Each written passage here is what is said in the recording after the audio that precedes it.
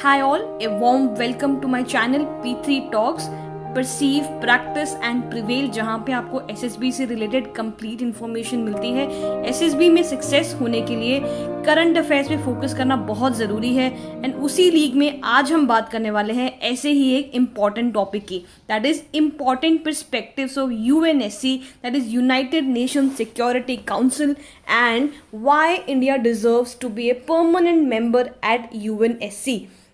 आगे बढ़ने से पहले हमें बेसिक टॉपिक्स पता होना चाहिए जो हमें प्रिपेयर करने हैं एसएसबी के लिए। एंड ये सारे टॉपिक्स मैंने इस पर्टिकुलर वीडियो में बनाए हैं, इसकी लिंक आपको डिस्क्रिप्शन बॉक्स में मिल जाएगी। Also on the channel you will find various important current affairs like why crude oil prices fell below zero, India has the largest standing army now, Facebook और जियो के बीच में जो डील हुई थी उसके क्या इम्पैक्ट होने वाले हैं इंडिया के ऊपर, एंड ब्रह्मपुत्रा के ऊपर चाइना ने जो डैम्स बना रखे हैं उसका क्या इम्पैक्ट होगा, इंडिया का क्या रिस्पॉन्स है। ये सारे topics SSB point of view से काफ़ी इंपॉर्टेंट है, ये सारे आपको डिस्क्रिप्शन बॉक्स में मिल जाएंगे। तो आज का जो यूएनएससी का टॉपिक है वो काफ़ी इंपॉर्टेंट है, एंड उससे रिलेटेड जो क्वेश्चंस बन सकते हैं वो हैं what is United Nations, what is UNSC, Indo पाक रिलेशंस का इसमें क्या इम्पैक्ट है, इंडो चाइना रिलेशंस का क्या है, चाइना हमारी एंट्री क्यों यूएनएससी में बार बार ब्लॉक करते रहते हैं, वीटो पावर क्या है, अगर वीटो पावर मिल जाता है इंडिया को परमानेंट मेंबर मिलके तो हमें क्या फ़ायदा होने वाला है, इंटरनेशनल रिलेशंस, डेमोक्रेसी की अगर हम बात करें, international organisations, importance of permanent seat at UNSC. तो ये सारे सवालों का जवाब आपको इस वीडियो में मिलेगा।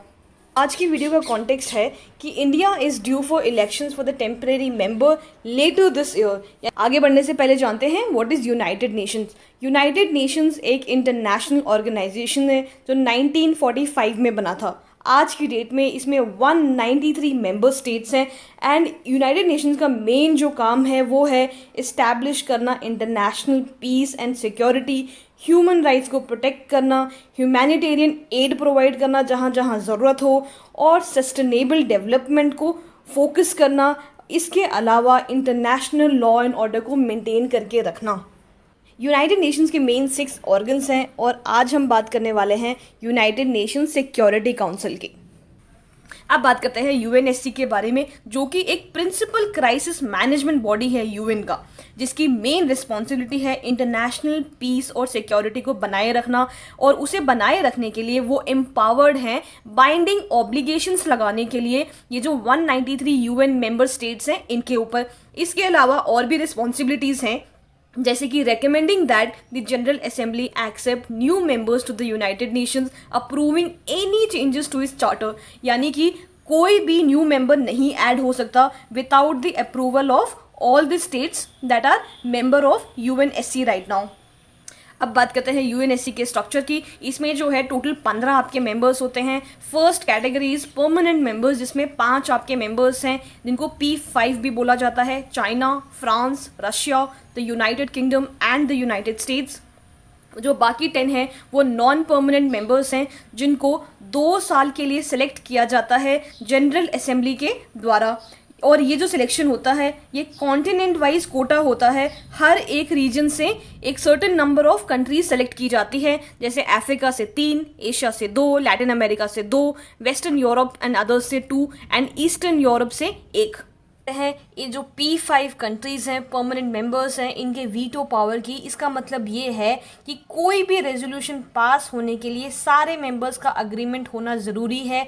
अगर किसी भी मेंबर को कोई रेजोल्यूशन को रोकना है तो वो अपने वीटो पावर को यूज़ करके उसे रोक सकते हैं। और ये जो पर्टिकुलर अनकंडीशनल पावर दे रखा है इसको कई बार क्रिटिसाइज किया गया है कि ये एक मोस्ट अनडेमोक्रेटिक कैरेक्टर है यूनाइटेड नेशंस का। अगर हम बात करें कि इन्हीं कंट्रीज़ को वीटो पावर क्यों मिला, इसका रीज़न ये है कि जो यूएस और सोवियत यूनियन है वो आउटराइट विक्टर्स थे वर्ल्ड वॉर 2 के, एंड यूके के साथ मिलके उन्होंने पोस्ट वॉर पॉलिटिकल ऑर्डर को इस्टेब्लिश किया। अब बात करते हैं why does India cares so much for UNSC permanent seat.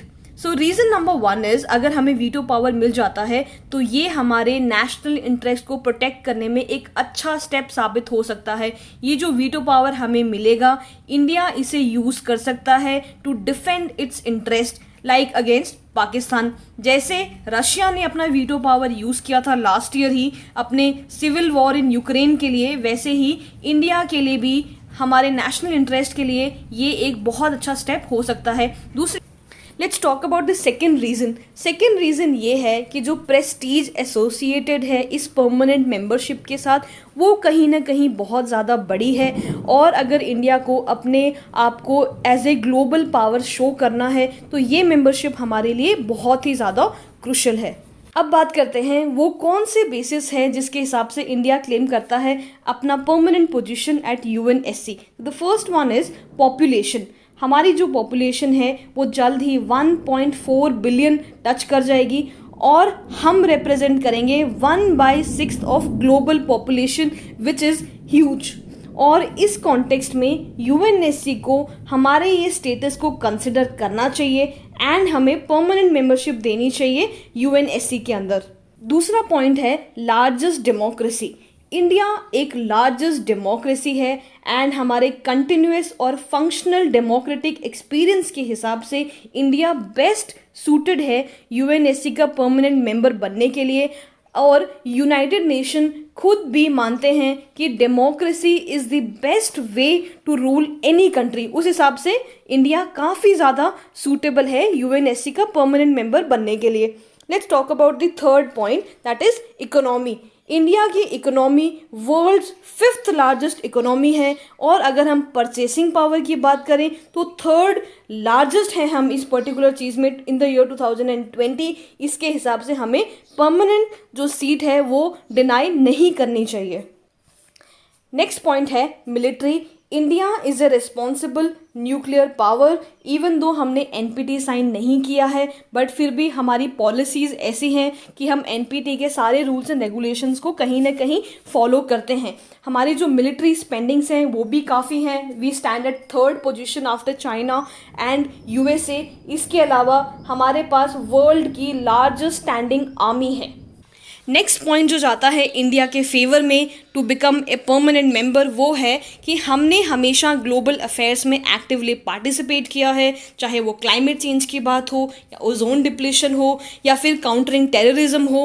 We have always focused on solving matters by dialogues and negotiation and international level पे इंडिया का एक काफ़ी स्ट्रॉन्ग से है।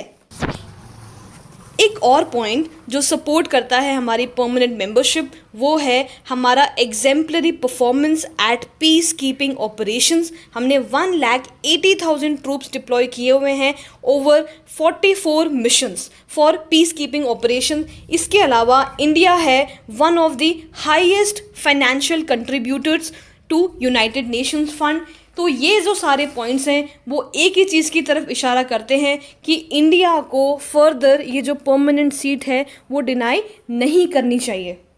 अब ये तो हो गए पॉइंट्स कि कौन कौन से रीजंस है जिसकी वजह से हम क्लेम करते हैं अपनी परमानेंट मेंबरशिप। अब देखते हैं what is the way forward. The first thing is जब इंडिया ने ट्राई किया है एक स्ट्रॉन्ग लीड लेने की, हमेशा ही हमें उसमें सक्सेस मिली है। इसीलिए फ्यूचर में भी इंडिया को अपनी इस परमानेंट मेंबरशिप के लिए फ़ाइट करते रहना चाहिए। एनएसजी के अंदर मेंबरशिप मिलने के लिए भी फ़ाइट करते रहना चाहिए and we should surely get it in coming time.